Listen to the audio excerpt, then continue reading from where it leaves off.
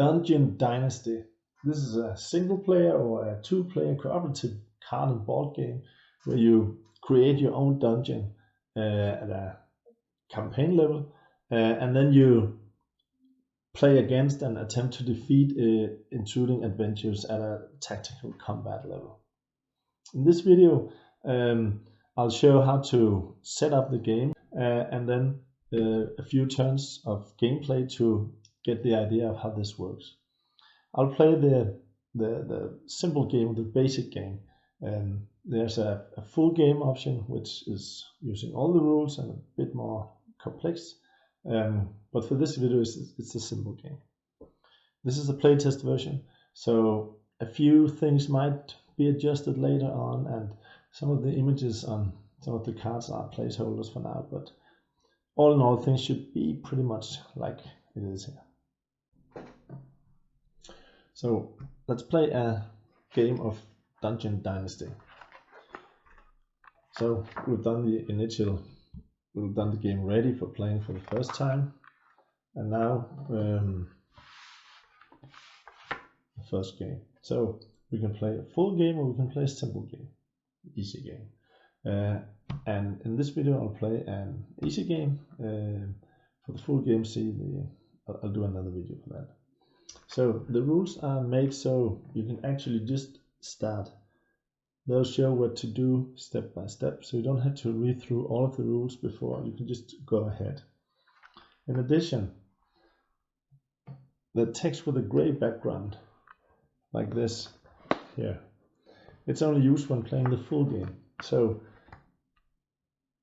this can be ignored for now. So when you start playing for the first time, just ignore all of the text with the gray background. And as noted, this is a playtest version, so the rulebook, the layout of the rulebook might change slightly. Also, the text that is boxed is used only for the simple game. So later on, when playing the full game, you can just skip those sections. The game can be played either as a one-player game, solitaire, or as a two-player cooperative game. I'll play a single-player game here to show how the game works and various mechanisms for a few turns. When playing as a two-player cooperative game, the players make joint decisions, like at the strategic level, and at the tactical level, one of the players will control the traps and can affect the movement and actions of the adversaries, and the other player control the guardians. So the player will have to decide who will do which of those. So here's the dungeon map.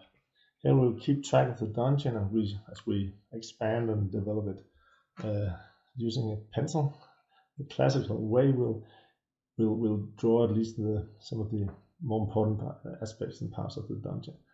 Name of the character who wants to play, his class. We'll select it just a little bit. The player or players playing, the date, and the level. So for the full game, random locations are placed at random spots of the map, resources and miscellaneous guardians and stuff. So you get a new map each time. But for a quick start, we just use a pre-made map. So at the end of the rulebook, there are a number of optional rules, and one of them is this pre-made map. Here we have silver ore, iron ore, stone deposit, sinkhole. This is various resources. A natural cavern with a lizard man carrying a spear, an underground den with a giant beetle, a bottomless pit. Here's the entrance where the adventurers will enter the dungeon, and here we have a mushroom forest. So when using this pre-made map, we'll simply copy these informations onto this map. We don't need all the details, but we just need to show the various rooms as present on the map. So I've now covered the stuff here, silver ore, etc. No need to write all the details, just to get an idea of what's in these different rooms here. On purpose, I haven't drawn all the walls because this allows for various corridors to be drawn between the rooms. So these are all different rooms except for the bottomless pit here. This is only a single square.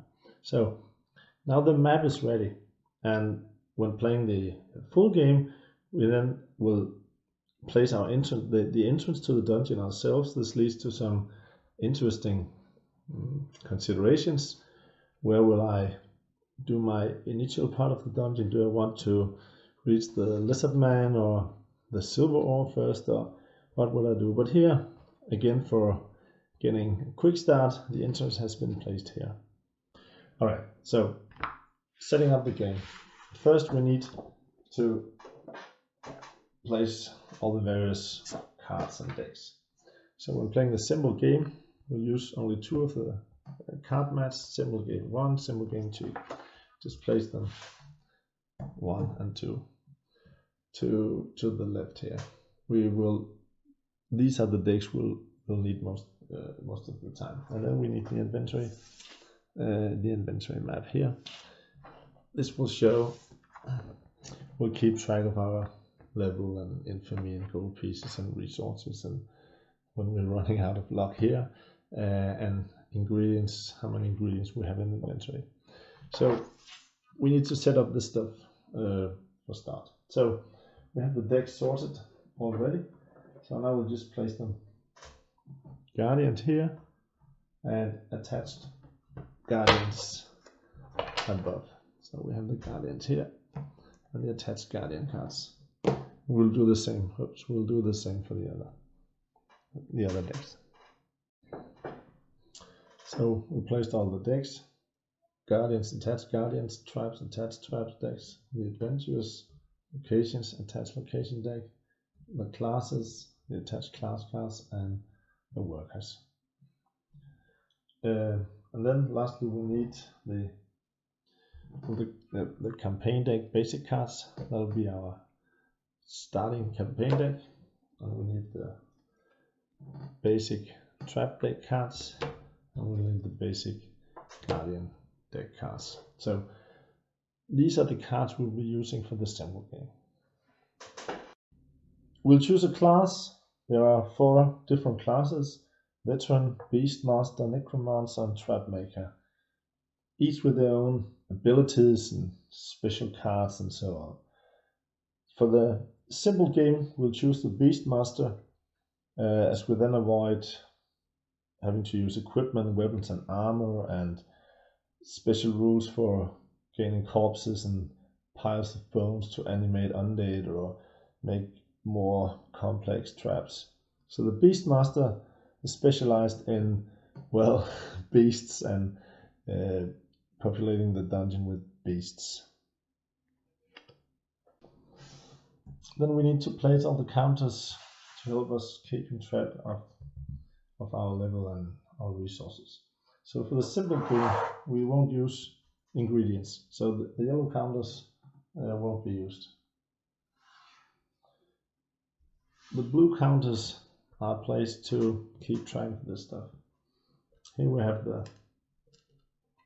level counter matching the icon here. We start as level 1. It's indicated at the back that this is the level counter. Infamy, similarly, infamy is at the back. We have infamy of 0. We're not very infamous at the beginning. Gold pieces, there are 2 counters. We have a regular gold piece counter here, marker. We start at 10 gold pieces, and then we have a times 10 marker. So if I place it here, that would mean like this, 28, for example. But for now, we only have 10 gold pieces. Then we have the basic resources. This is metal, wood, stone. We can flip them for +5, but for now we just need to place them the regular side upwards here. And there are some special resources. Meat, we'll use that in a moment. Corpses and piles of bone won't be used for the simple game.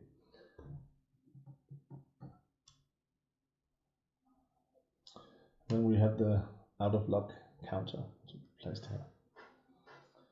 So the Beastmaster, it says add 2 meat and 1 of each basic resource to inventory. So 2 meat and 1 of each basic resource, 1 metal, 1 stone, and 1 wood. Then there are a number of weapons, but for the simple game we won't use weapons. All references to weapons are simply ignored. And the Beastmaster may store meat in inventory. Meat is a special resource, and the other classes don't have access to storing the meat.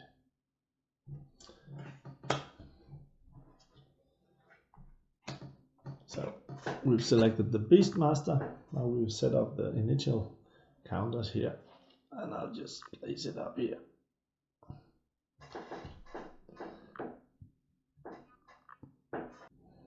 So now we have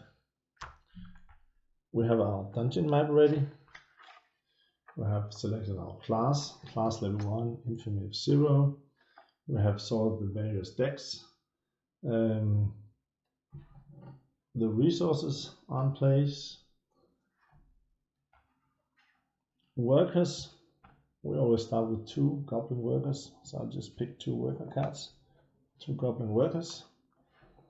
Just place them here next to our Beastmaster. These cards won't be used frequently, so we can just place them over here. And then we need our starting hand. So the last thing we need to be ready to play is the decks. Here we have the campaign deck and the trap deck and the guardian deck. Trap deck and guardian deck won't be used until we go to dungeon delve mode, the tactical combat. So we'll just place them over here for now. But the campaign deck will be in use. And so since we chose the Beastmaster class, we'll need the Beastmaster class attached cards for this game. So we won't be using the veterans or the necromancers. So I'll just place the Beastmaster cards, or at least not initially. So I'll just place the Beastmaster cards at the top of the attached class decks. All the Beastmaster cards. So as we advance in levels, we get these cards added to our campaign deck. So when at start here, we'll have all the first level cards. So we have 4 cards here. Here we have second level, etc. I'll just put them back here. So these 4 cards will be added to the campaign deck. It should just be shuffled, so I'll just place them like this. Now I'll shuffle it. And as our starting hand, we'll draw 1 random guardian placement card and 1 random trap placement card. So this means that we'll always be able to place at least 1 guardian and 1 trap. What we're looking for, I'll just go through the deck and pick the first cards matching this. We're looking for a card saying like this: more poisonous snakes. This allows 1 giant poisonous snake to be placed. So whenever they say more, it allows you to place something like this. So more poisonous snakes, and then we have more spear traps. This allows a spear trap to be placed. So these are just 2 random, a random guardian placement card and a random trap placement card. So I'll just shuffle the deck now, and then we're ready for turn 1. And so these are the cards we have at hand, and just place them here for easy reference. There are a few player aids might be helpful. We have a few for the dungeon delve mode, turn sequence, and various conditions. They will be used later. So for now we need the turn sequence for the campaign mode. So first is the draw phase. We draw 1 card. Hand limits is 3 cards. And as mentioned, the rule book, we can simply just go ahead and start playing. Here we have the turn sequence, and then it explains step by step what we'll do. So we'll start turn 1. Drawing a card to hand, let's see. So this card allows us to Birth of the Beast to pick up one card with this icon, beast icon, from draw deck. Or if we play another card, discard another card with the beast icon, like this one here, we can pick up from discard pile instead. Or we can play it for easy meat. The total upkeep for beasts meat is reduced by 3 gold pieces this turn. And if we play a resource card, discard a card with the resource icon, we can reduce it by further 3 gold pieces. So now we have 3 cards here. So next phase is the operations phase, where the workers may perform various operations. We can labor or mine. We don't have any resources yet that can be labored or mined. Construct a corridor, construct a room, require 2 workers. Build in more fittings. At the simple game, fittings are not used, but they can trade basic resources or ingredients, equipment. Equipment and ingredients are not used either in the basic game. So we want to expand our dungeon. And here's the entrance. So what we want is we want to either go to the den with the giant beetle. The bottomless pit would be pretty nice if we draw a pit trap. That would mean instant death for any unlucky adventurer who triggers the trap and fall into the pit, since it's bottomless. The mushroom forest, it will allow us to get some food for our beasts. At the sinkhole we'll be able to get wood, etc. So we need to consider in which direction to expand our dungeon here at first. So the various locations: sinkhole, if labored, add 1 wood resource to inventory. We have stone deposit, iron ore, etc. Here's the bottomless pit. Anyone falling into the pit is reduced to 0 hit points immediately. The underground den, this is a lair for beasts, and we have a giant beetle here. So if we connect to the den, we get this giant beetle as per the pre-made map. Here's the entrance, so we have the entrance already. We just place it. Here's the mushroom forest. If labored, provides 3 food, counts as meat upkeep. So this will be really helpful for providing upkeep for our beasts later on. And we have all these various locations here. So for now I have the entrance location already, and I think I'll just see if I can give that a little bit more space over here. So we'll just place the various cards over here. The entrance. So as we expand our dungeon, the various locations we get will place here.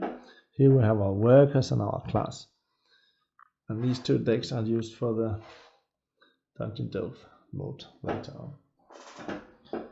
So, alright, so what we'll do initially, either we can connect directly to the den to get the giant beetle, and then, well, that will cost us upkeep.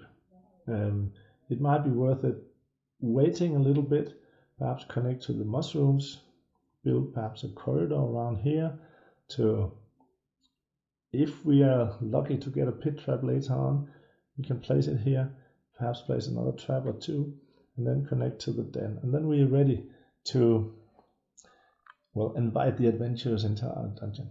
So that's the plan for now. We could also build various rooms here, but for now I think that's what we'll do. So we have 2 worker operations, since we have 2 workers, and constructing a corridor, it requires 1 worker operating. So we construct a corridor here and there. Then we'll connect to the mushroom location. So I've drawn the corridors here. We have a T cross here, so we can continue towards the pit later on, perhaps like this. And then we have the corridor reaching the mushroom. The corridors can be like full cross, T cross, or a turn, or just straight. It matches the various tiles here. We have the rooms, and the back we have the corridors here. Just like it's a turn or it's a straight corridor or whatever.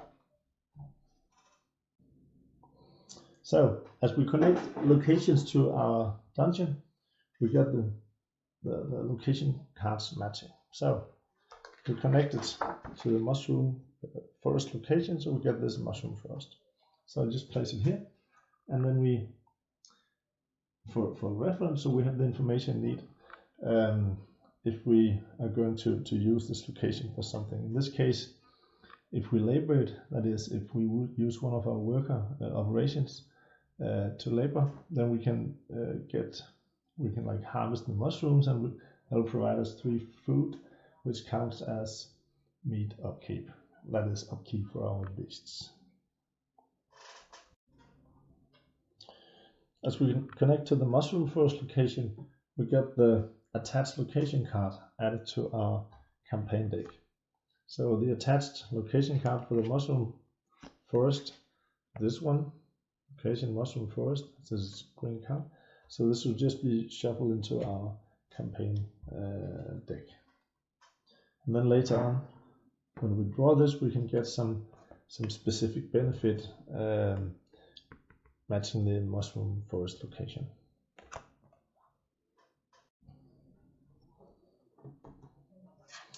So this was the operation phase. Now we have the card play. Any number of cards may be played in any order. We have these 3 cards on hand, and there's a card limit of a hand limit of 3 cards. This means that if we don't play one of the cards now, next turn when we draw a card, we'll have to discard one of those, and that's kind of that's a waste. So we like to play one of them now. Sometimes it can be very useful to wait, but for now we'll attempt to play a card toward discarding next turn. We won't play a guardian yet, that'll just cost us upkeep. This one is better saved for later as well. So we'll start out by playing a spear trap. Place 1 spear trap at a suitable spot in the dungeon. So there are various traps here. Hit trap. And here's the spear trap. So with the spear trap will just say component 1 wood or 1 spear. So we have 1 wood resource, which will allow us to place the spear trap. Placement square, so we'll just find a suitable square. So this trap has an accuracy of 3 and a strength of 2. And this asterisk means there's some specific rule. In this case, it ignores shields, so since it hits the adventures from below. So we'll place a spear trap, reducing our number of wood resources by 1. Placing the trap here for reference, and then we'll mark it on the map. So traps may be placed in any square. In the full game there are some limits. Beasts, for example, cannot have a free path to a trap, but in the simple game this is no problem. So we'll just place a spear trap here, hoping that the adventurers, when they enter from the entrance, they'll just hit the spear trap before moving all this way here. We'll place the treasure here, then we'll have a spear trap, if we are lucky, pit trap here, perhaps something here, and then the giant beetle over here. So that will be the initial plan. So this one will just be a secondary corridor. It won't be of any immediate danger to the adventurers unless we place traps or some other stuff over here.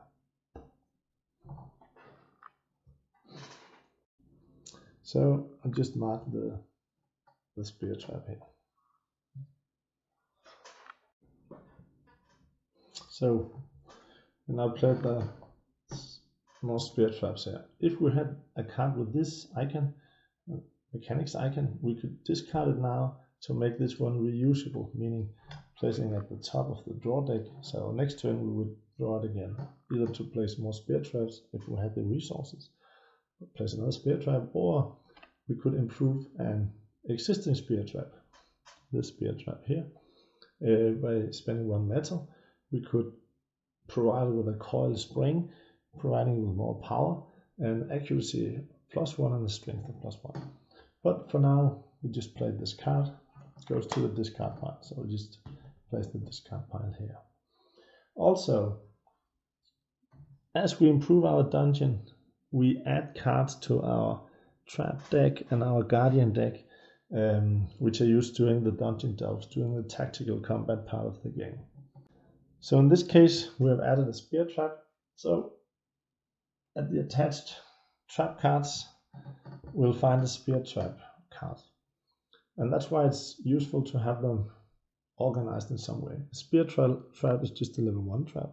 So if we have organized them according to level, we'll just easily locate a spear trap, big trap, and we have a spear trap here.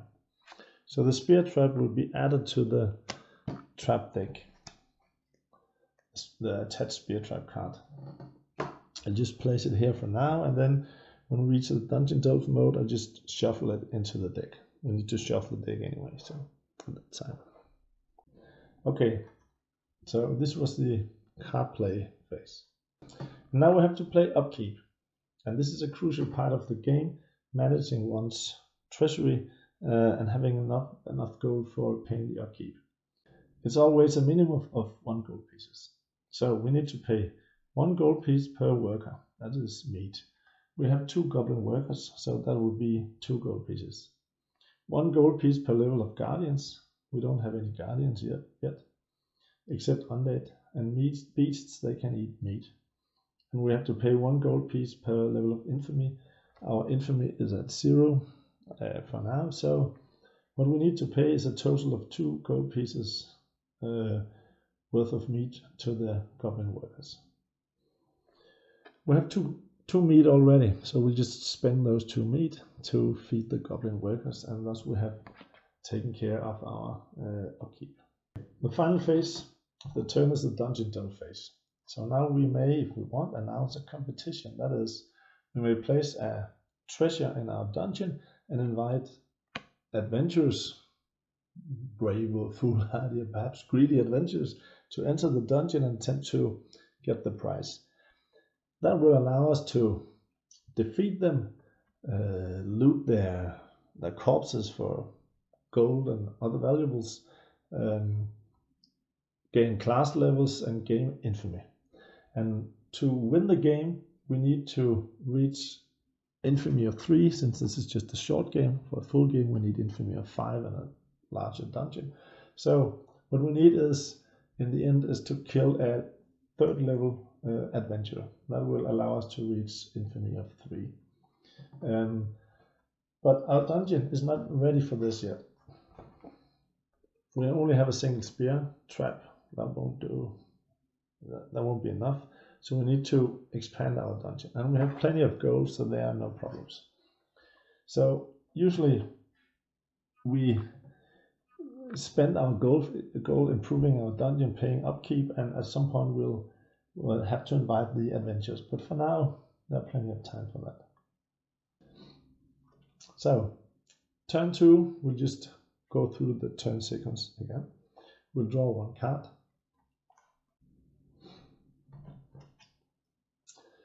Okay, so stone and iron wood. This will allow us to get a stone to inventory, or perhaps 2 additional stone if we pay discard a card with a resource icon. Or we can get some iron wood. That will cost us 1 gold piece, but we can add 1 wood or 1 metal to inventory. Or perhaps 2 additional if we have the right card. This card, for example. It has the resource icon. So 3 cards, no discard. If we hadn't played the spear trap card last turn, we would now have 4 cards, and would thus have to discard 1 of them, losing the benefit of it. Okay, next phase is the operations phase. Again, we have 2 workers, and we can construct a corridor or construct a room. We require 2 workers, or labor or miner location. So what we want now is we want to build a corridor here, this way, and perhaps construct a room or something here, perhaps just a corridor. So one of our workers could build a corridor here. The other one could labor the mushroom forest, because if we do this, it will provide us with 3 food counts as meat upkeep, paying the upkeep we need. So we'll try this this time. So we've now built a corridor here. Again, I've made it as a T-cross. We could just let it turn, but I would like to perhaps get to the lizard man at some point, or the silver ore, or whatever. We could let it turn and go this way, but by doing this, we could trick the adventures in this direction later on. So this will open up more options for us, just leaving this passage open here. So this was one worker operation. And again, as we connect to, in this case, the bottomless pit, we get the bottomless pit location. This is not a room, but a square, but nevertheless it counts as a location card. It explains the special rules concerning the bottomless pit. That is, any creature falls into the bottomless pit is immediately reduced to 0 hit points. That is, just killed outright. So that's very nice if we encounter high-level adventures who are difficult to kill. If we are lucky or play well, perhaps they'll just drop down this pit. That will save us a lot of trouble. And again, we get the attached location card, in this case the bottomless pit card, which will be just shuffled into our campaign deck. The other work operation was laboring the mushroom forest, providing 3 food counts as meat upkeep. So 1, 2, 3 meat. So after we've done our operations, we'll now do a card play. Again, we have 3 cards, so it's nice if we could play one of the cards. Poisonous snake. A poisonous snake will require a den. So poisonous snake, again, this is a beast, so it's nice to have these cards organized so it's easy to locate. Most beasts require a den, so we don't have any den, so we can't just place it. If we want, we could construct a den, underground den.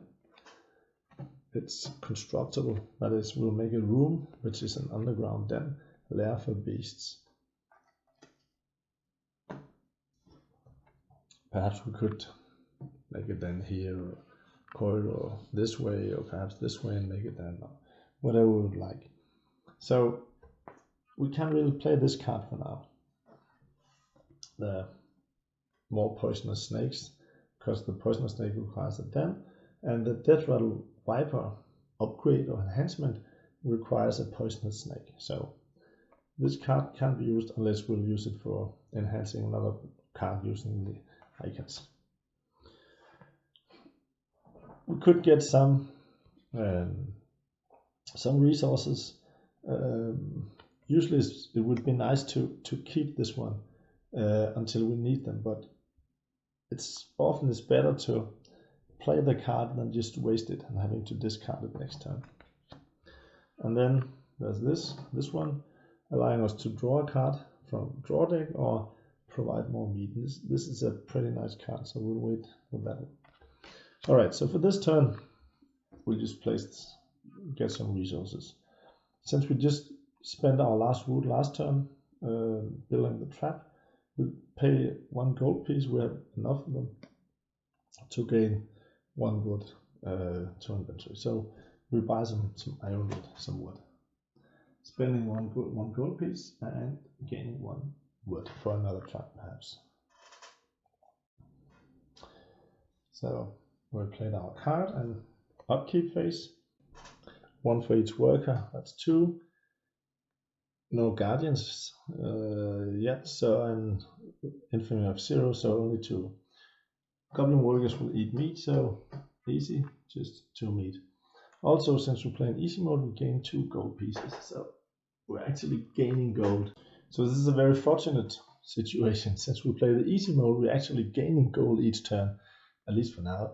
Usually we would be spending gold, slowly reducing our amount of gold, and then at some point invite the adventurers and we'll loot them and get gold once again. So we just keep expanding and developing our dungeon. Turn 3, we'll draw a card. So luckily we actually got the card allowing us to play pit traps. That was a lucky draw. So that will allow us to place a pit trap right here at the bottomless pit. Usually we would have to dig a pit ourselves, and that wouldn't be a bottomless pit. That would just be sufficient for a pit trap, but now we can just place the pit trap at the bottomless pit, making it a very efficient pit, which instantly kills anyone unlucky enough to trigger the trap and not agile enough to avoid it.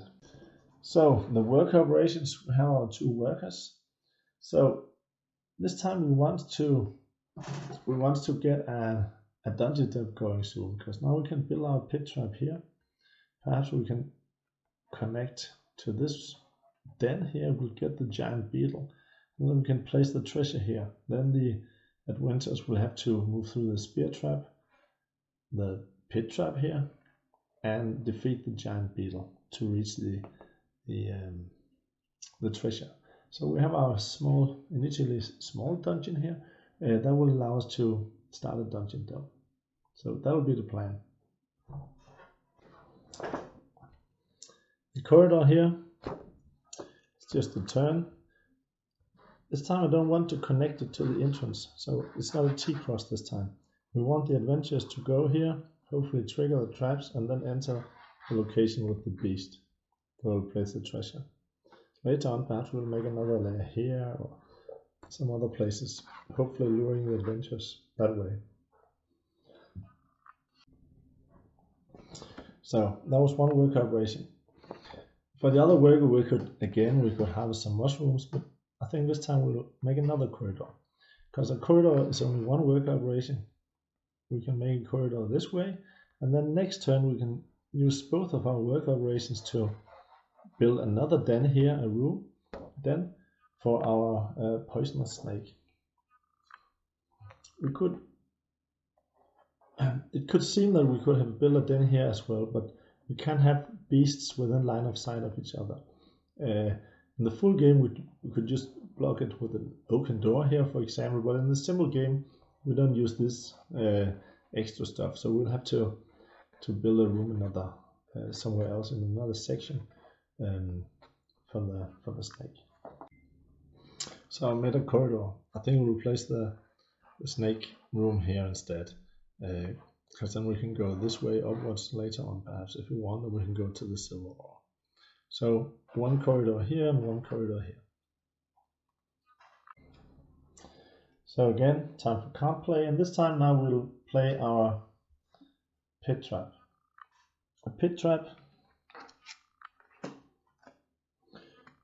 it requires no components, but it must be placed on the square with a pit.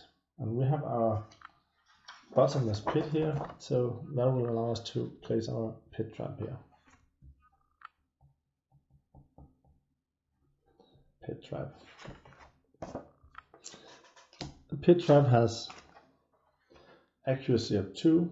It has no strength per se, because it doesn't have to penetrate the armor of the adventurer, of the target.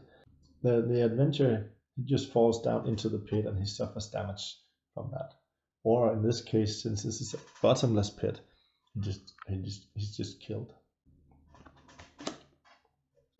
And again, whenever we get something for our dungeon, we get something for our trap or guardian deck as well. In this case, we get a pit trap attached card. Just place it here again. When we start the dungeon delve, we will shuffle the cards into our deck. So a spear trap here, a pit trap here, and we connect it to the den. And as noted on the pre-made map,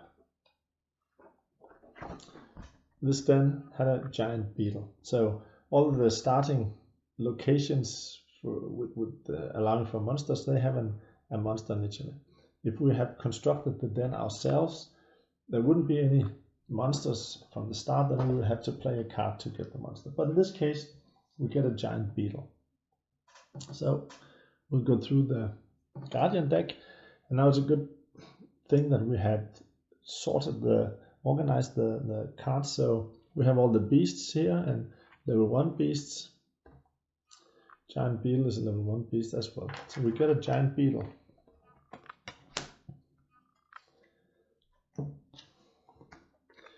Accuracy of 1, strength of 1, that's pretty standard for level 1 creatures.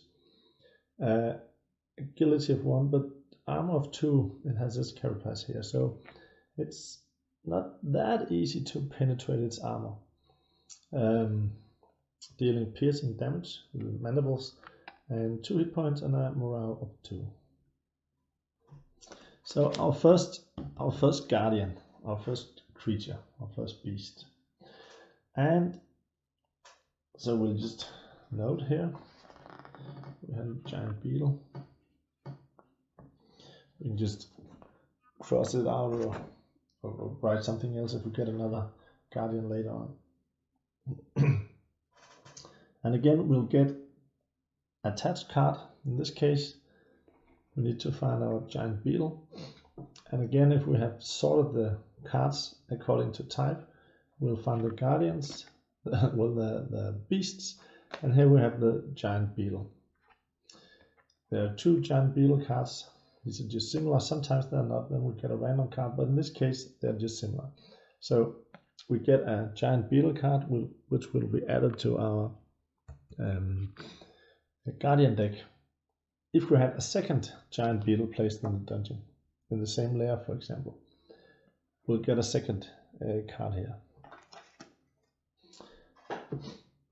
If we played the full game, perhaps we could get humanoid, we could give them weapons, and we'll get cards in the guardian deck according to the weapons as well. But in the simple games, the specific weapon cards are not used. Okay, time for upkeep again. We get 2 gold since this is easy mode. So now we have to pay 1 for each goblin worker, 1, 2, and we have to pay 1 for the giant beetle. This is a level 1 beast. So that's 3 beasts, and the workers, they can live on meat. And we had 1 meat left, so that's 1, and then we'll have to pay 2 gold pieces to provide upkeep to provide the remaining upkeep. So now we reach the dungeon delve phase, and now we're actually in a position to announce a competition and invite the adventurers. So now we'll switch to dungeon delve mode in a moment. What we need to place a prize in the dungeon and a treasure, and we can place as much gold as we want. We have plenty of gold here. We have 13 gold. That's a lot. We need to place a price that is larger than our current infamy. So our price must be of at least 1 gold piece. The bigger the price, the more adventures. And we don't want too strong a party here at first, because we have only 1 giant beetle and a couple of traps. And if the adventurers avoid the traps, then we only have this beetle here. So we don't want to attempt to defeat him or to protect our treasure. So we want perhaps only a single first level adventurer here at first.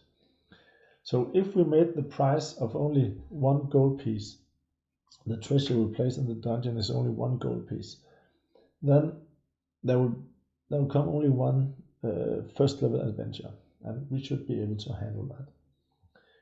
We won't get as much loot then, but we'll try to play it safe here the first time. So now we'll use the green markers here. The price marker, we'll place it at 1 gold piece, a price of 1 gold piece.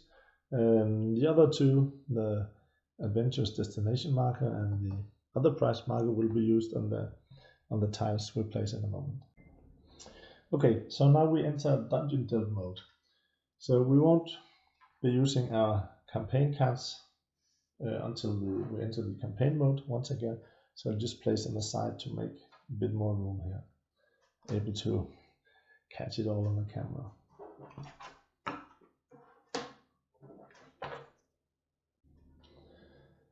So now we need our trap deck. We have our basic cards, and we have the 2 cards for the traps we have constructed. We'll just add them randomly into the deck and shuffle the deck. In the full game, there will be more cards added. There can be cards if we construct a door or something else.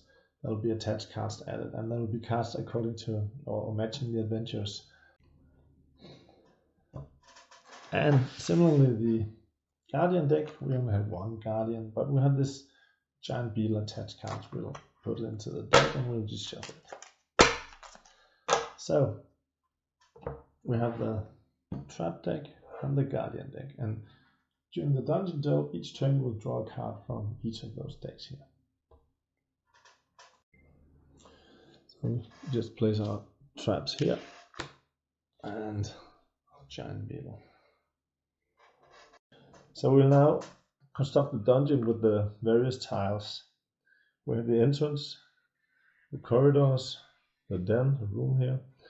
This part of the dungeon over here, this corridor and this room, well, there are no traps, there are no guardians, so there are no dangers. It has no effect really, except for consuming valuable playtime if the adventurers have to explore this part. So we'll just leave that part and construct this part over here. So we have the entrance and the corridor here. Corridor continues over here and this way, and we have the den. So now we place the tiles. Perhaps I can turn them a little bit. We place the tiles so they match the entrance, the corridors, and the den over here. So we just left this part out. So now I'll place the traps, spear trap here, and we'll have the bottomless pit. The images on the markers, they match the image on the card. The bottomless pit is here.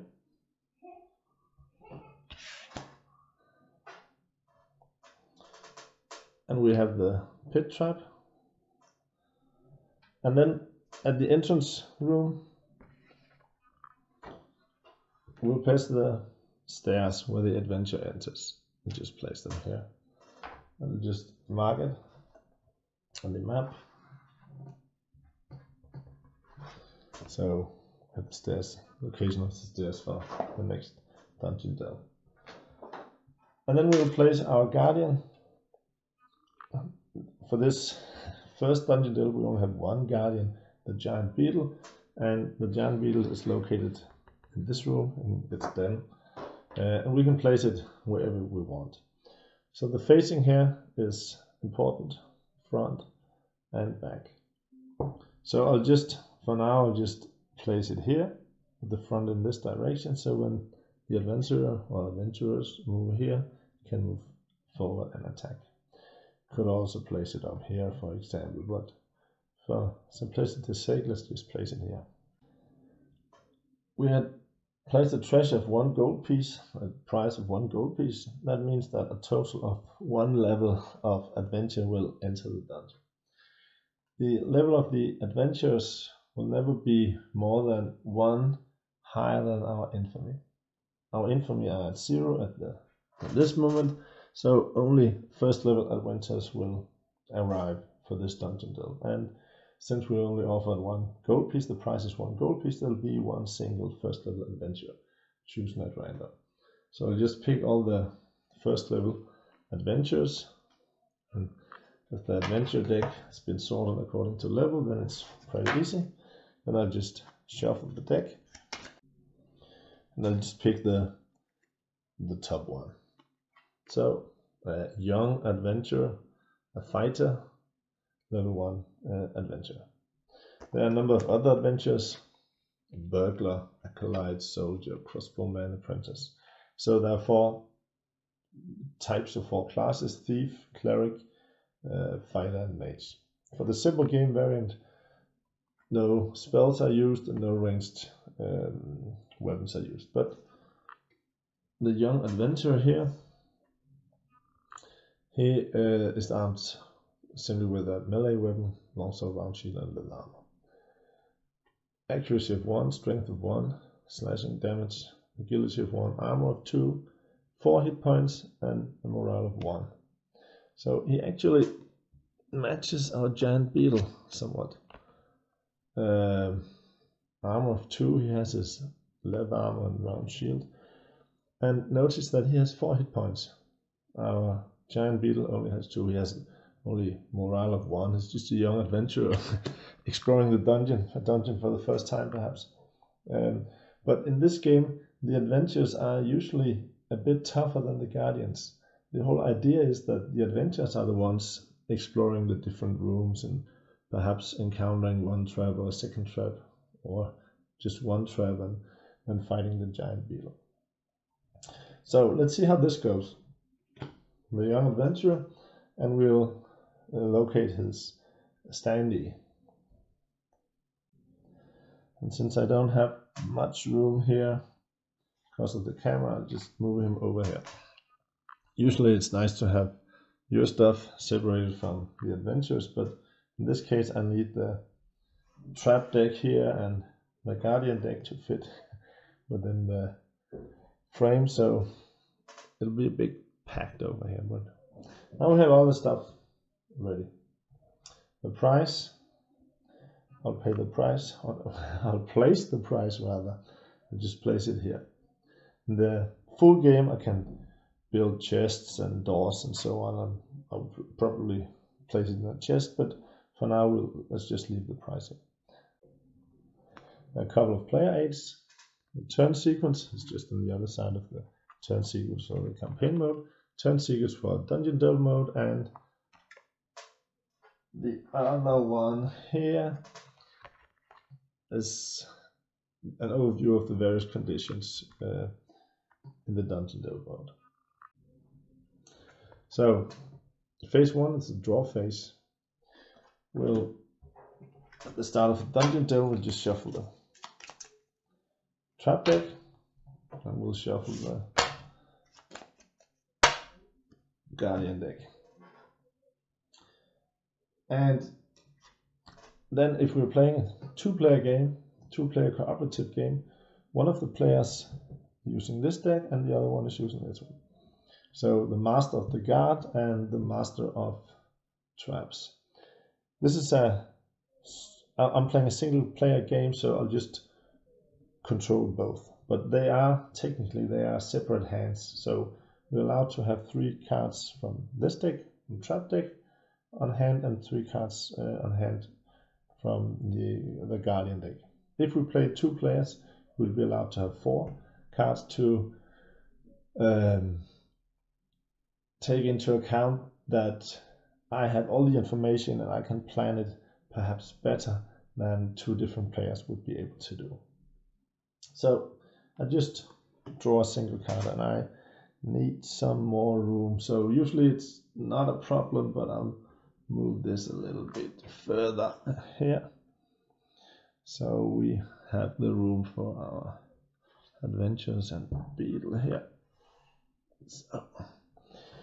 So I'll just place the cards of hand for the 2 decks over here. So we'll draw a card. Alright, so this card here, misdirected attention. When an adventurer is searching for traps, An untriggered trap is within his search range, he automatically fails to detect that trap. That's pretty nice. Usually it's the thief that's the expert on detecting traps, but the other adventurers can do it as well. So that's a nice backup card. Versatility: this card can be played to pay any one icon. So the icons here allow for enhancing the effect of a card. So I can use this card to enhance another card when I play it. Okay, for our Guardian deck. Okay, this is a basic card again. Accurate strike. When our beetle attacks, if we play this card, we can get accuracy +1, perhaps an additional accuracy +1, or quick advance. We can use it to gain additional movement points, closing in on the adventure and making an attack. So we won't be using this card right now, but before the giant beetle is activated. So this was the draw phase. Then it's the adventurous phase. And for this first dungeon, there's only a single adventure, but otherwise there's a specific marching order. That's the sequence that the adventurers carry out their turns. Movement first, 3 movement points. During the very first turn, the adventurers simply arrive in the dungeon. They enter and are placed right adjacent to the stairs. So I'll just roll 8-sided die. 1, 2, 3, 4, 5, 6, 7, 8. And notice that in the room, all of the squares are considered as clear squares, even though the graphics sometimes suggests otherwise, perhaps. So I'll just roll a die. 2, 1, 2, and they always face away from the stairs. So this is his first turn. This is his movement for his first turn. Then we will place the adventure destination marker. So the adventuring party, they always, when they're exploring the dungeon, they're heading toward a destination. And in this case, they can always see 2 sections ahead. So I can see this section here, and it has an entrance. This part is ignored. It has an entrance here. There are no other options, so you just move toward this section. Again, we roll the die to see where we'll place it, in which square. 1, 2, 3, 4, 5, 6, 7, 8. 3. 1, 2, 3, 4. So this is where he's heading, and when he reaches this point, he'll move this way and so on. So this was the first movement step of the for the adventurer. Now he'll take his action. Cast spells. We don't use that in the simple game variant. He can't cast spells anyway. Attack nearest foe. No foes within range or line of sight. He can defend if he can't reach a foe, but he has seen the foe. He knows where the foe is. Break an obstruction door, for example, no doors, or search for traps. So he'll search for traps in adjacent squares. There are only 4 adjacent squares here. 1, 2, 3, 4. Diagonally adjacent squares, they don't count as being adjacent in the normal sense in this game. So the thief is the expert detecting traps character, and he usually has a longer detection range, but here it's only adjacent squares, no traps, so no problem here. And that will end the adventure's turn for this turn. Guardian's turn. No Guardian activated, so nothing happens here. Turn 2, again we'll draw a card from trap deck. And we'll draw a card from Guardian deck. Combat noise. Activate a Guardian who can trace a path, clear or otherwise, of 3 sections to a combat or a trap sprung this turn. So we have our Guardian here, which is not activated. 1, 2, 3 sections. So if he activates this trap, we can play this card, and or if he triggers this trap, we can play this card to activate our Guardian here. Or we can use it to let the Guardian bypass a trap without triggering it. So not too bad either. Okay, that was the draw phase, adventurous phase, movement, and then he will take his action. So 3 movement points. All Guardians and Adventures have 3 movement points, except if noted otherwise. He'll head toward this point. 3 movement points. 1, 2, 3 points. 3 movement points. Again, he'll attempt to detect traps in adjacent squares. In this case, there's a trap in an adjacent square. So he'll detect it, and it will count as triggered unless we do something to prevent it. So we have 2 options.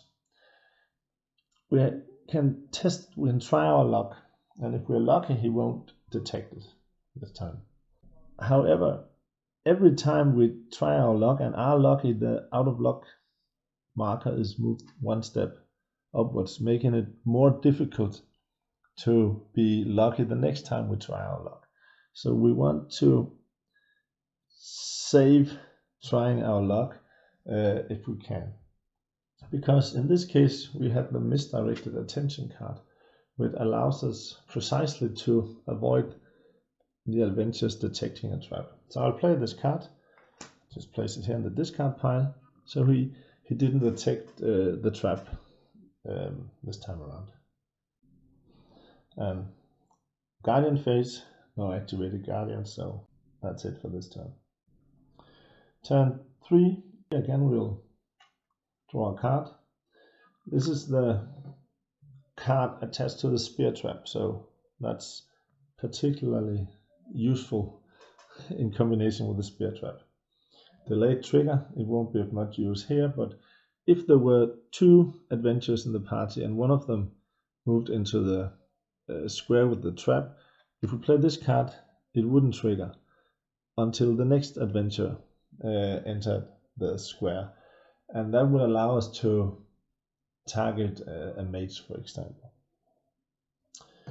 Or we can play the impaled, the card as letting the spear trap impaling the adventure should he trigger it and be hit by it, and then he will be immobilized and suffer bleeding.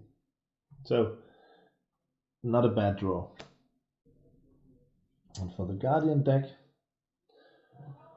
a card that makes an adventurer suffer morale loss if another adventurer flees has just been killed.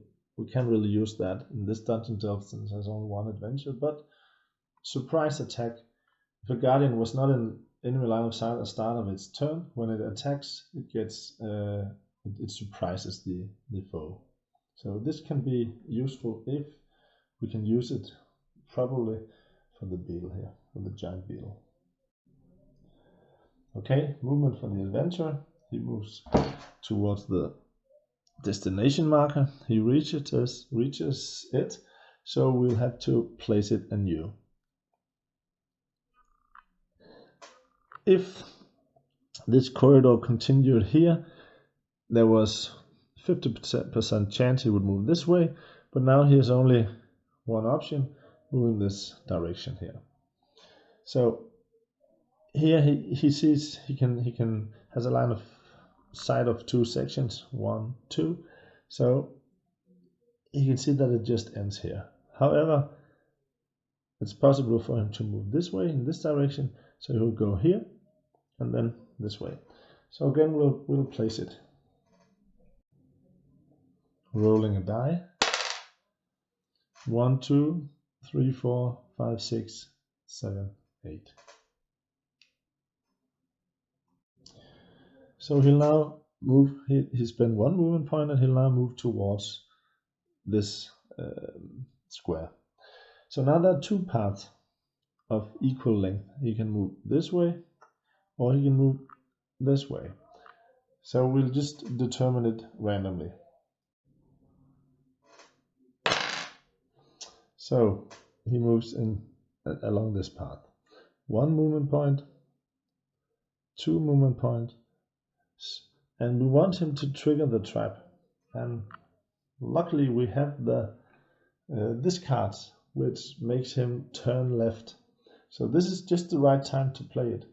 If he has enough movement point left, and he has 1 movement point left, he can turn left and then move 1 square in that direction. So it's the perfect time to play this, because his left is this direction. He faces this way. So he moves into the square. Suddenly there was something interesting, some noise or whatever, causing him to move in that direction instead of just towards the marker here.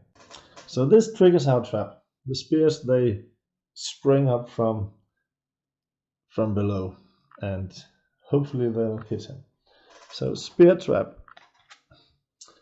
It has an accuracy of 3 and a strength of 2, and it ignores shields.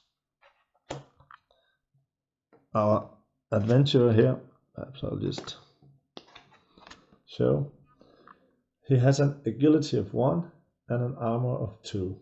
So the attack accuracy versus agility, or strength versus armor, whichever is best for the defender. So he has an agility of only 1 versus accuracy of 3. That is a +2 bonus for the attack. That's not very good for the adventure. However, he has an armor of 2 against a strength of 2. That would mean a +0 attack. So it seems like he's able to, well, that's his best defense against the attack. But the spear trap ignores his shield as it hits him from below, meaning that's 1 point of armor. So he has only an armor of 1. So strength 2 against armor of 1, that means a +1. So if using accuracy against agility, it would be +2. Strength against armor would be +1. So this is a +1 attack. It would be the armor that saves him if he is saved here. The adventurer, he gets to roll this die, which will provide him with +0, +1, or +2. And then we get to play cards, if we have any cards that are useful. And at the end we can try our luck. So I'll roll a die. +1. The spear trap had an attack strength of 2 versus his armor of 1 in this case. He gets +1, meaning his armor is increased to 2. However, the spear trap still has a strength of 2 versus his armor of 2, and that's enough to hit him. Had he rolled +2 bonus, we wouldn't have hit. Then we would have to try our luck in order to hit him or play a card.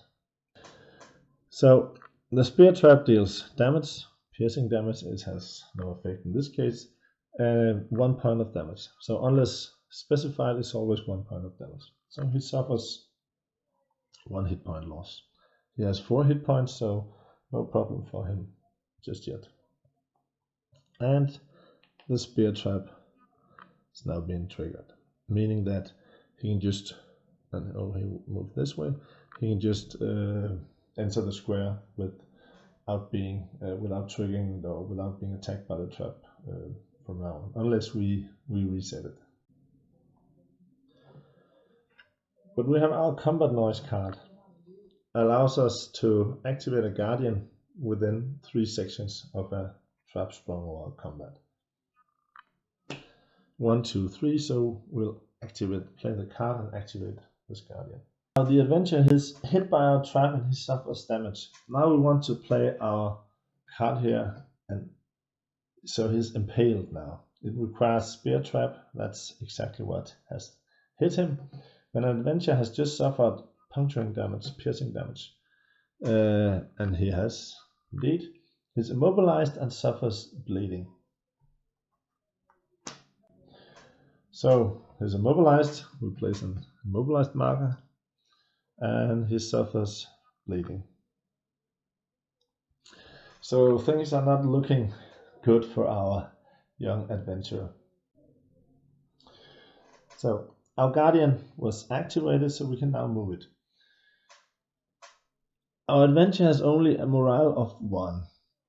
When he has lost half of his hit point, his morale is reduced by 1.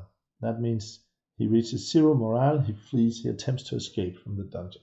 So this is just a young adventure. He's not very used to being, triggering traps and being impaled and stuff. So if we are to attack him with our giant beetle and slay him before he escapes, we have to move quick.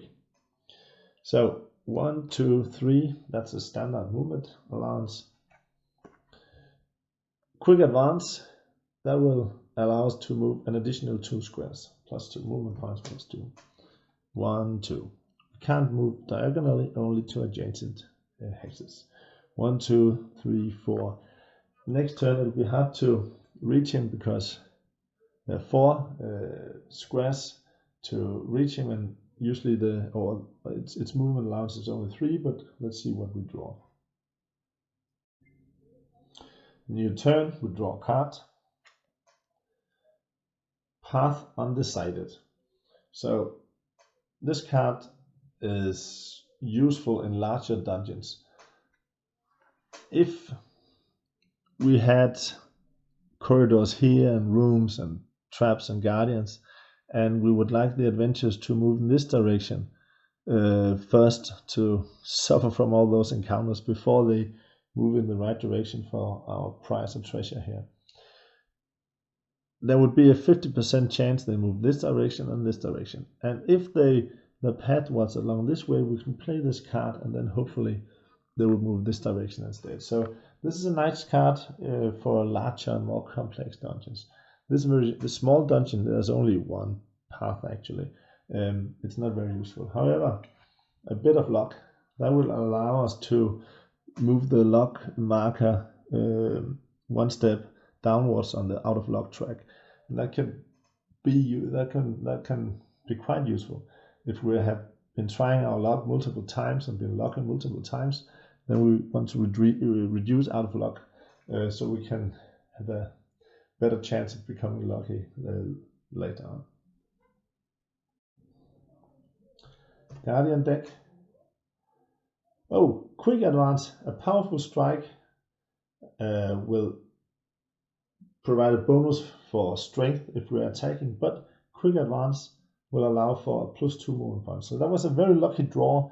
That will allow us to move 1, 2, 3, and then use this card to move an additional square, and then we can attack him. Also, he's immobilized, so he can't move in his turn.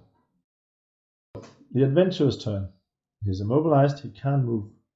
At the end of the turn, usually the conditions last only 1 turn. Some of them don't, but most of them do. So he's no longer immobilized, but he can't move this turn. He is, however, bleeding. So bleeding, target takes 1 damage at the end of his turn. He may spend an action, and that is top priority for adventurers, meaning that he won't attack or search for trap. He'll attempt to bandage the wounds, subject to luck. This means that he'll be able to bandage his wound unless we are lucky. So at the end of the turn, he'll suffer 1 point of damage if he's still bleeding at the time. He attempts to bandage his wound, but we'll test our luck. So this was caused by a trap attack, so it's the master of traps that will test his luck. He'll draw a card here. Look at the luck value 4. If it's bigger than this, than 1 in this case, then we are lucky. So we are lucky. He doesn't manage to bandage his wound, but when we are lucky, we'll move this 1 upwards. The next time we test our luck, we'll have to draw 3 or more to be lucky. So it becomes more and more difficult to be lucky. We will be running out of luck at some point. But this time around, he's not able to bandage his wound. He suffers 1 hit point damage, and he's still bleeding. So now he's lost 2 out of 4 hit points, meaning that he has lost 50% of his hit point. That will cause him to lose 1 point of morale. This is a morale loss. He has only a morale of 1. He's just a young adventurer experiencing all this stuff for the first time. So now he's at 0 morale, meaning that he'll now flee the dungeon. So next time it becomes his turn, he'll attempt to he'll run for the exit for the stairs and leave. We would like to slay him before he does so we can lose his corpse and gain infamy. So now it's the Guardian's turn. The beetle moves forward, 1, 2, 3, crawling against the poor adventurer who's been hit by the trap. It can't reach him now, and next turn he'll run for the exit for the stairs. But we had this lucky draw, quick advance once again, so allowed us to move at +2 movement points. We'll play this, allowing the beetle to move adjacent to the adventurer, and that will allow us to attack him. So the giant beetle moves forward. Its big mandibles attempt to catch the adventurer. Again, giant beetle, accuracy of 1, strength of 1. Young adventurer, agility of 1, armor of 2. So accuracy versus agility, that would mean +1 to our giant beetle. Strength versus armor would mean -1 to our giant beetle, and it's always in the defender's favor. So he can't really dodge it, but his armor, he has his shield and his leather armor, and that will provide perhaps difficult for the giant beetle to actually hit him. So it will attack with a -1. We'll roll for the adventurer. His bonus +0, meaning that it's still at -1. That's not enough. It has to become at least +0 or better. It has to be equal or better. So we need another +1. So this time we can try our luck again. We can try our luck 2 times to provide bonus for an attack. This time it's a guardian attacking, so we'll draw from the guardian card. The guardian deck. 4. It's more than 2, so we are lucky. We move this one upwards. Next time we'll have to draw 4 or better. But we are lucky, meaning a +1 bonus, meaning a strength of 2 versus his armor of 2. That's enough to hit him. So the mandibles penetrate his armor, circumvent his shield defenses, and he loses another hit point. So he has only 1 hit point left. He's bleeding. It's a pretty bleak situation for a young adventurer. Oh yeah, instead of trying our luck, we could actually have played the surprise attack, since the guardian was not in his line of sight as the start of its turn. So we could have moved here and attacked him, and we could place the surprise attack. That would provide the beetle with the bonus to attack. But now we hit him anyway using our luck. Alright, new turn. We'll draw a card. My kind of trap. We can search trap deck for any one attached trap card. It won't be very useful now. He'll head for the exit anyway. Or a bit of luck. So now we actually have 2 of those a bit of luck cards. I'll play one of them in a moment.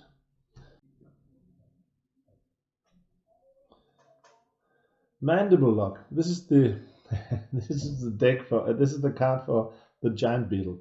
Mandible lock, it will allow us to immobilize our foe. That could become pretty useful here. Or a hard carapace requires giant beetle, or a carrion crawler. We don't have a carrion crawler, we do have a giant beetle. So if he attacked it, dealing slashing or blunt damage, we could provide an armor +2 against that attack. Well, he is at 0 morale now. He'll just attempt to flee, but if he wasn't, that could be pretty useful. Also, he has only 1 hit point left, so he'll be killed anyway if we hit him, but otherwise we could immobilize him, prevent him from moving away from us. So if he had been in a bit of a better shape now, this would be pretty useful, but now I think will take him down anyway. So the adventurer's turn. Usually he would attack now, but since he is at 0 morale, he's only 1 and he's lost 1, he'll just run. He'll attempt to run for the stairs, spending his movement and then actually his action running as well. So he attempts to run away. But when he leaves combat here, he's no longer adjacent. He moves away when he's adjacent to a foe. The foe gets an opportunity attack, attack him in the back. That means that he can't use his shield, meaning that his armor is at only 1. So strength of 1 against armor of 1, that's +0. So we'll see if we can hit him. Before that, I think before we do the attack, I think we'll play a bit of luck here. That will reduce our out of luck count by 1, moving it 1 downwards here. However, if we have a card with this icon, and we do, we can discard this one to reduce it by additional 1. In this particular case, this card would itself reduce the luck count by 1, but it could be any other card with just this icon. So I'll play this card here, this card as well to gain the bonus, and reduce the out of luck with 2. So now it's very easier for us to successfully test our luck once again. Okay, +0 attack. He rolls to defend himself. Oh, +2. So we had +0 and a strength of 1 against his armor of 1. He gets +2, so now he has an armor of 3. We add -2. So we need to get minus of +2. None of our cards here are useful for providing an additional strength. So we have to try our luck. Luckily, so to speak, we can try it twice. So if we're lucky, both of those times we'll get a total of +2 and then we'll hit him. So let's see.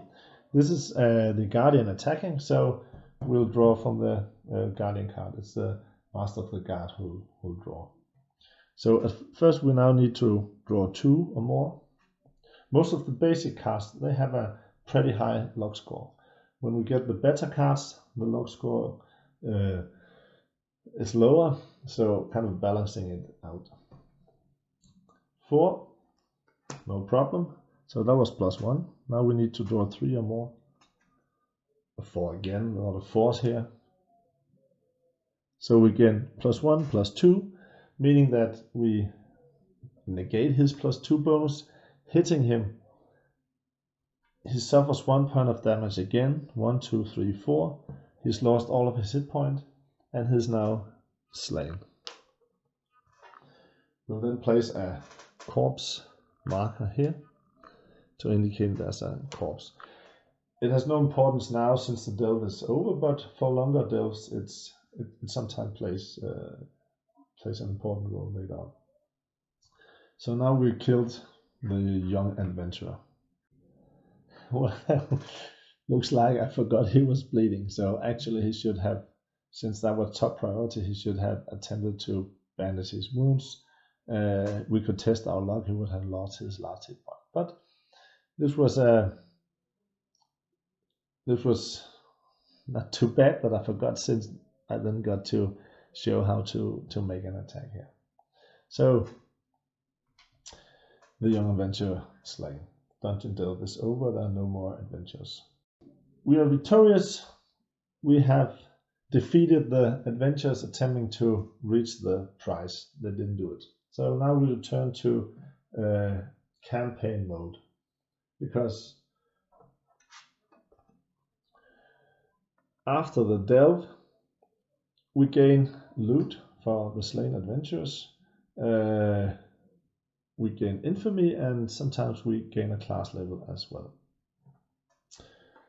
So we no longer need this. We can just let the tiles stay, then we have it for the next dungeon delve. I'll just move the giant beetle over here.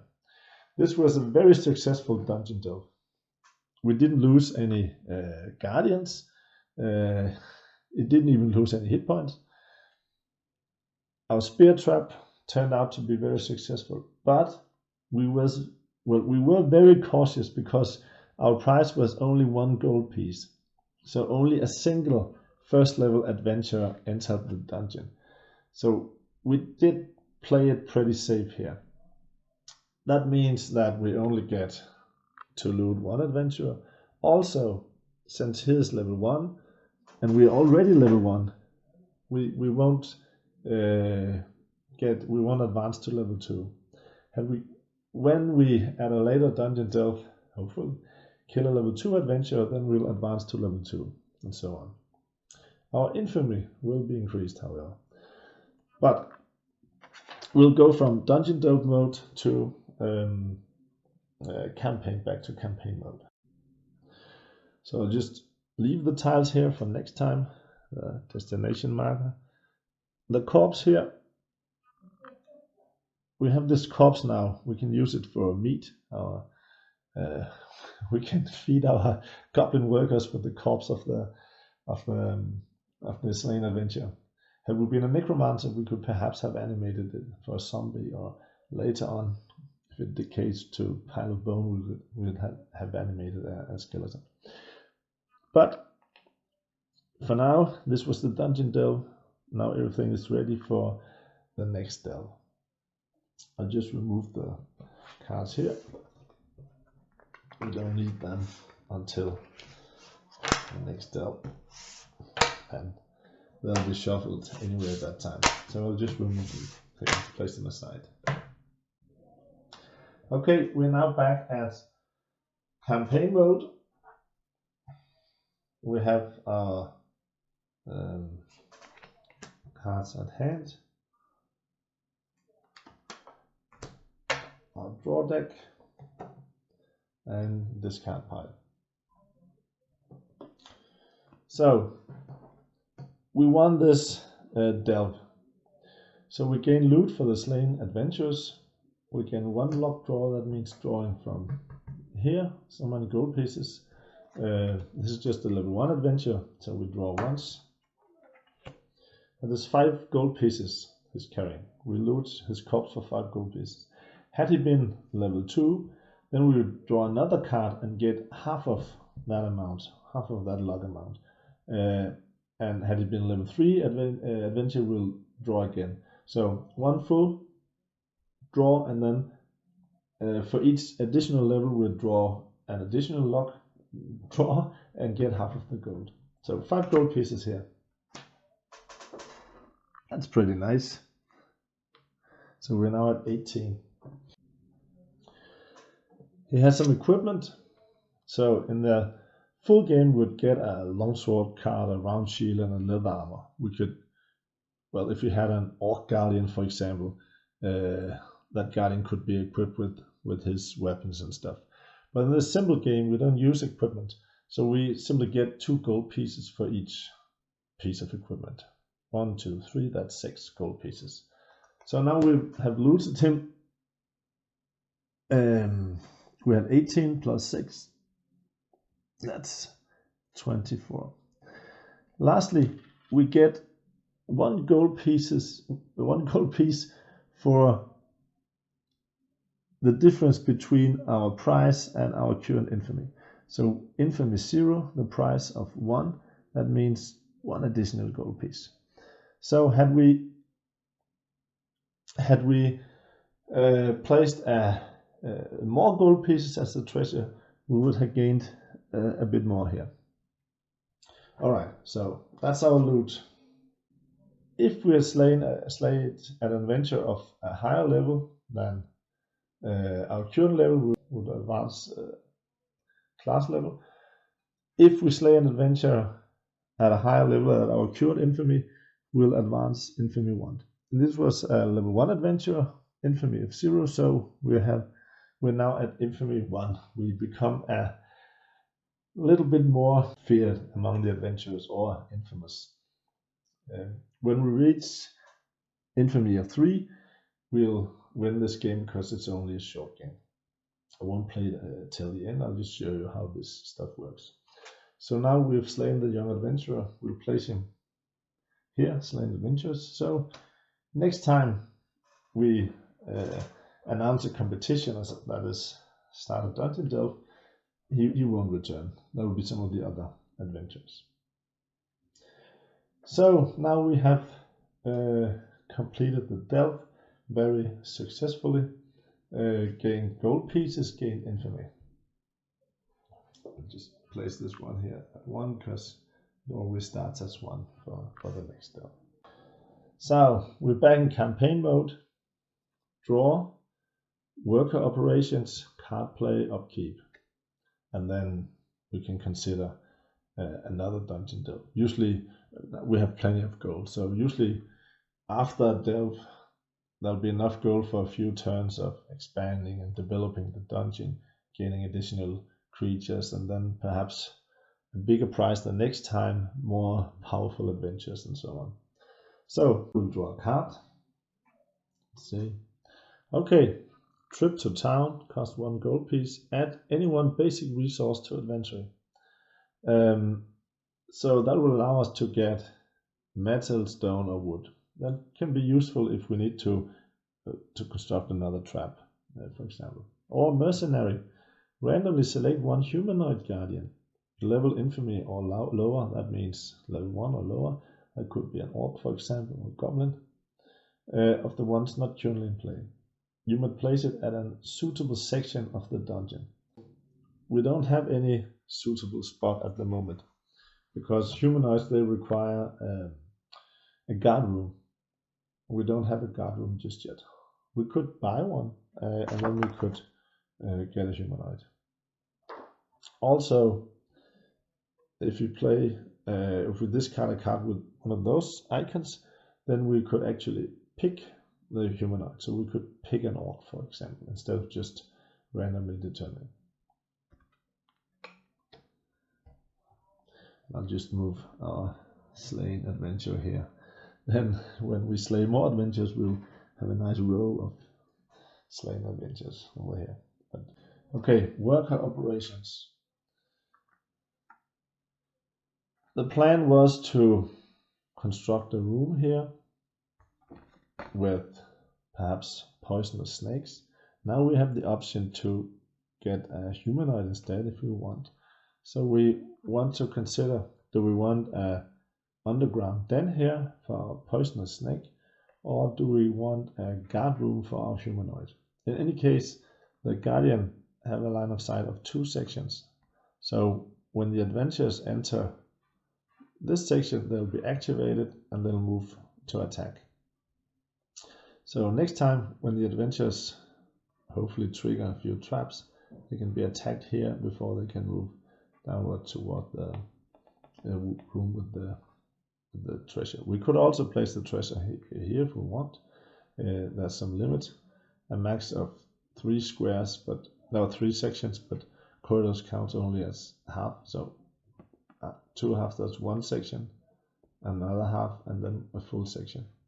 1 and a half and a full section. So the treasure can be placed here or here.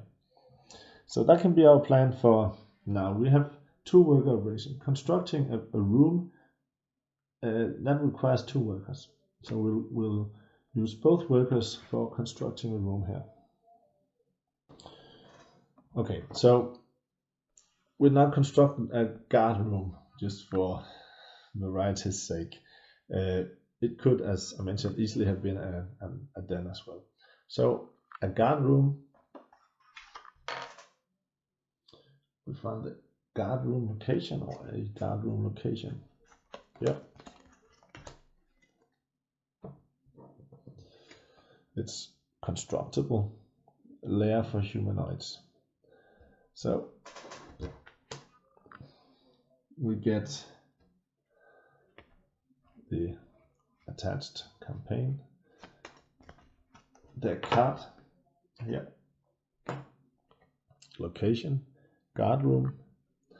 We'll shuffle into the campaign deck, and then at some point perhaps we'll draw it and get some benefit, some specific benefit. just place the guard room here. I could just wait and do it during the next dungeon delve setup, but I'll just do it now. So now we can play cards. Now we have several options here. One is to play the mercenary, get a random humanoid guardian. That could be, let's see where we have the humanoids, could be a goblin, perhaps an orc. That's a level 1 humanoids. Level 2 humanoids, bugbear or lizardman. Level 3 ogre. So we could get a random humanoid, goblin or orc. We could also, if we discard a card with one of those 2 icons, and this card with the poisonous snake has precisely this icon. We can discard this one and we can pick a humanoid instead of determining randomly. So we could do this now, perhaps get an orc, or we could also wait. We could wait until after the next dungeon delve. So that would be a bit more risky, because then we wouldn't have this humanoid guardian for the next dungeon delve. But perhaps if we killed a level 2 adventure, we would advance to infamy 2. And since the humanoid we get here would be infamy level or lower, we could actually get a level 2 humanoid, and we could either get a random one, bugbear, or we could choose one, spending this card as well. So that's an option. However, we do want to make the dungeon a bit more deadly before inviting a level 2 adventurer. We have this card here, Birth of the Beast. It will allow us to pick to hand one card with this icon, the beast icon, from draw deck. So we could pick a card allowing us to play a second giant beetle. Then we can place it in the giant beetle den. Then we would have 2 giant beetles. We'll have this bear trap. We'll also have this trap which will instantly kill any adventurer who falls into the pit, because this is a bottomless pit. So with a bit of luck, this trap would perhaps take 1 hit point, and perhaps with a bit of luck one of the adventurers would be killed here, and then hopefully the 2 beetles could take out the last adventure if there were 2 adventures. So I'll play Birth of the Beast. We can draw 1 card with the appropriate icon. So there are a lot of cards here, and we want a card saying more giant beetles here. More giant beetles. This card will allow us to place 1 giant beetle guardian in the suitable room in the dungeon. So it has the beast icon. So we'll pick that card, reshuffle the deck. So now we can play this card. We could wait, because if we place another giant beetle here, it will require upkeep. It needs to eat. So it'll cost us 1 more gold piece each turn. However, we have 3 cards now. So next time, if we draw a card, we'll have 4 and we'll have to discard 1 of them. So it's a very good idea to play a card now. Either a giant beetle, perhaps a mercenary, a humanoid, both if we want, depending on what we'll do next or how we will prioritize. So for now, I'll play more giant beetles. I'll pick up a giant beetle here. Second giant beetle. I have 2 of those. And find the standee. Just place it here next to the other giant beetle. So this can be done at the start of the dungeon delve, but I've done it and it's ready for the next time. Also, since we've added a giant beetle to our dungeon, we'll get a giant beetle attached card.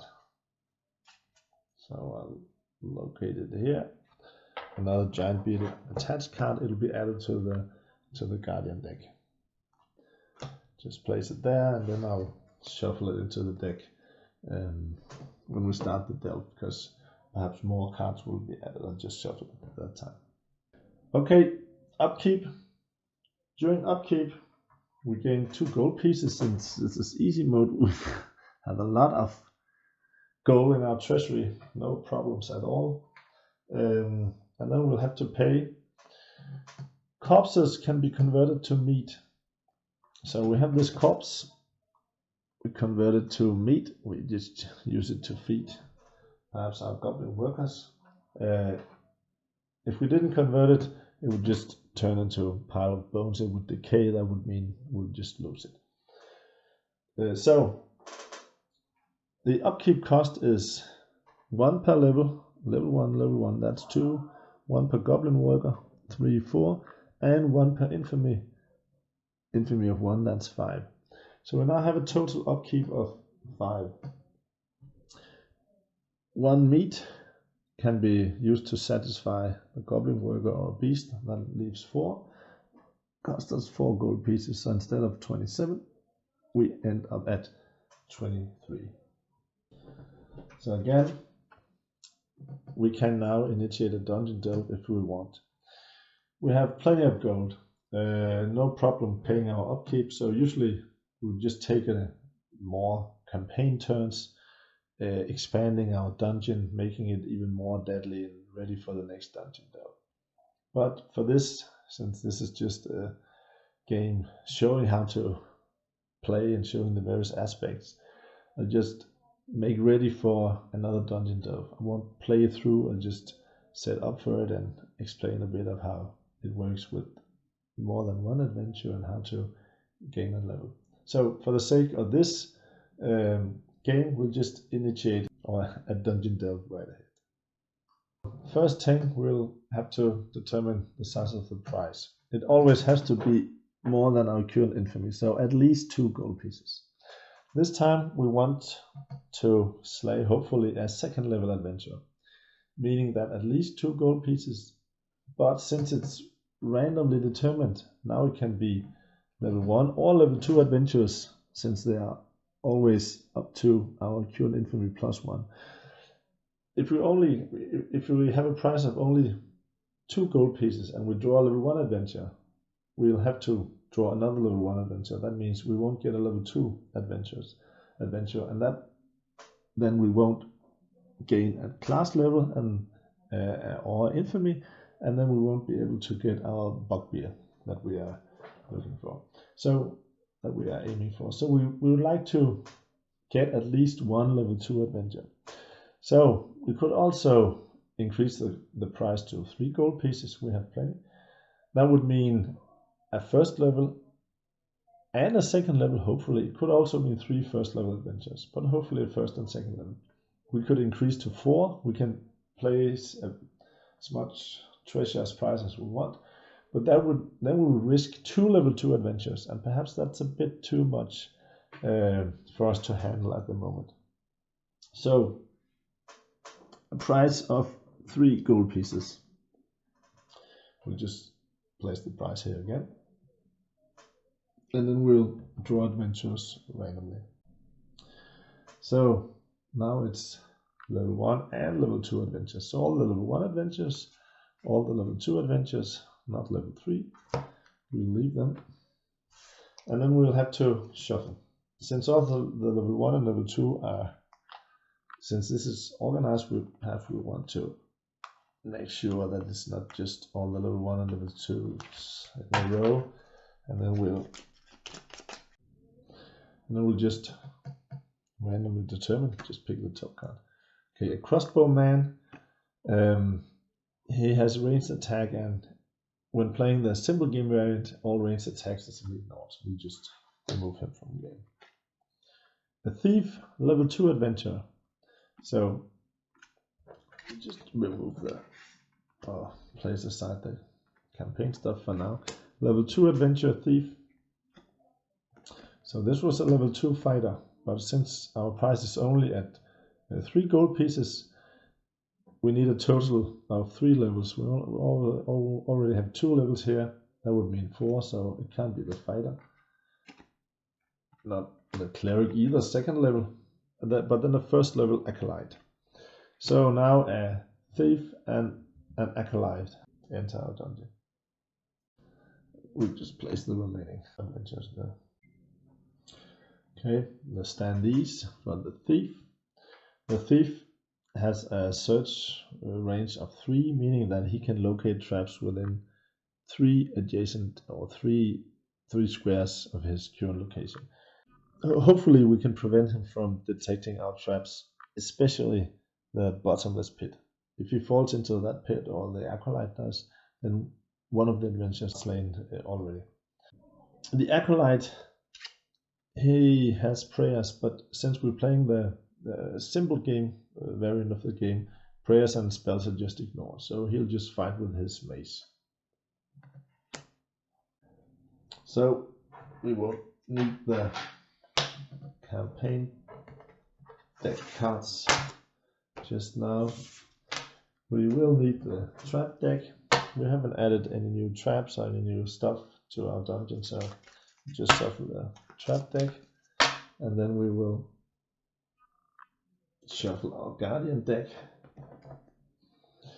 The second giant beetle card, we'll add it to our deck and shuffle it.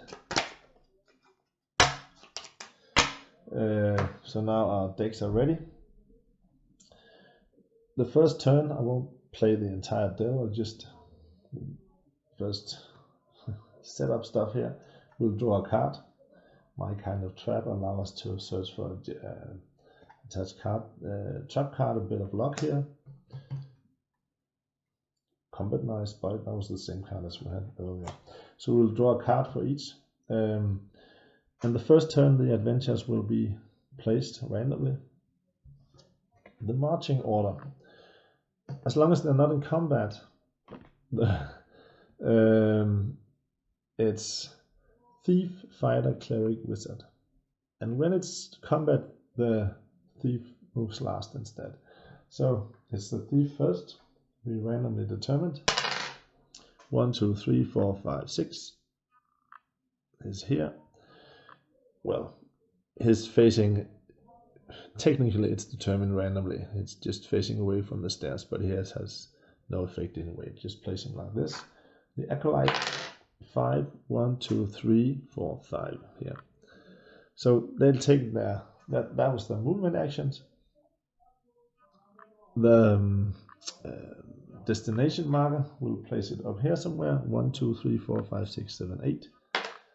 3, it'll be here again, so hopefully we can have one of them turn left at some point. And the thief will search for traps. He had a detection range of 3, 1, 2, 3, so he can't detect any traps. Had he been placed here, 1, 2, 3, 1, 2, 3, he wouldn't have detected the trap anyway. Next turn, when they move in marching order, march order. So that would be the thief first. He will move towards his the destination marker. There are 2 routes here, 1, 2. Now he can move like this or like this. So it will be determined randomly. 1 to 4, oops, 5 to 8. This. So 1 to 4, he will move in this direction or along this path. So 1, 2, 3, and he would then attempt to detect traps. And now the trap would be within 3 squares within his detection range. So now we have to, so he would automatically detect the trap unless we play a card or we try our luck. So now we would have to decide, will we try our luck so he won't detect it, but then pay by increasing the out of luck value by 1. We would probably do that because next turn he would move, well, then he would have a 50% chance of following this path and a 50% of following that path. So he might move into the trap, triggering it. The thief, he has an agility of 3, meaning he's pretty good at dodging, but the spear trap has an accuracy of 3 as well, so likely he would be hit. So that would be a consideration. After the thief's turn, then it's the acolyte's turn, and he is second in marching order, so he will always attempt to move adjacent to the one just before him in marching order. So he would move 1 and then perhaps here or here. It has no effect. Well, perhaps it has. So I'll just determine randomly. 1 to 4, 5 to 8. So 1, 2, 3. He moves here, and so on. So the next turn, the adventuring party will move forward, perhaps triggering the trap. They'll move this way here. If we had our bugbear or orc here, then we could attack. Perhaps one of them would fall into the pit trap, the bottomless pit, and be killed instantly. Otherwise they will move, or the survivor or would move like this and could be attacked by our giant beetles. And if they are strong enough to kill or at least make him flee, we would have won this second dungeon delve. Hopefully having slain the level 2 adventurer. Slaying a level 2 adventurer, that would mean an increase in class level, as we are level 1. It would mean increase in infamy, but also increase in class level. And gaining a new class level, we would then gain additional attached class cards. So Beastmaster cards, level 2, a number of cards here. These would be added to our campaign deck, shuffled into the deck. That would allow us to get more powerful beasts, for example, hellhounds, even a 2-headed hellhound, carrion crawler, or gelatinous cube, or level 3 cave bears, level 2 here offspring, or monster trap hiding in a pit somewhere. So as we defeat more powerful adventures, we gain class levels and gain infamy. And when gaining sufficient infamy for full game 5, and there's a requirement of the size of the dungeon as well, we would have won the game. Should we run out of gold pieces, we'll go bankrupt and lose the game. So these are the basics of playing Dungeon Dynasty. As noted, this is just the simple variant of the game. If playing the full game, the game tends to be longer, more complex dungeons, adding miscellaneous stuff. There could be doors to log off between sections, like this, or portcullises. Perhaps we dig pits for our pit traps, or just for the adventurers perhaps to slip into the pit. Sarcophagus with perhaps a skeleton raising when the adventurers open the sarcophagus. Could be a false door, perhaps here, with a trap. So when they open it, they trigger the trap, and so on. So in this way, we can expand our dungeon, place all kinds of traps and guardians and miscellaneous fittings. Also, as mentioned, when playing the full game, there's a lot of equipment, weapons, all kinds of weapons. And when the adventurers are slain, the corpses are looted, we gain the weapons, and we can use them to equip our humanoids or skeletons or other guardians who can use weapons. And similarly to the guardian attached cards, there are also equipment attached cards. So if we equip one of our guardians with a short sword, we'll add a short sword attached card to our guardian deck. And so in this way, our deck will be expanded as we add additional stuff to the dungeon. We might get an additional goblin worker. We might even add spellcasters to our dungeon, adding spells, powerful spells to our deck. Also, there are these adventure-dependent cards which will be added to the trap deck, which will provide additional means to influence the movement and actions of the adventurers.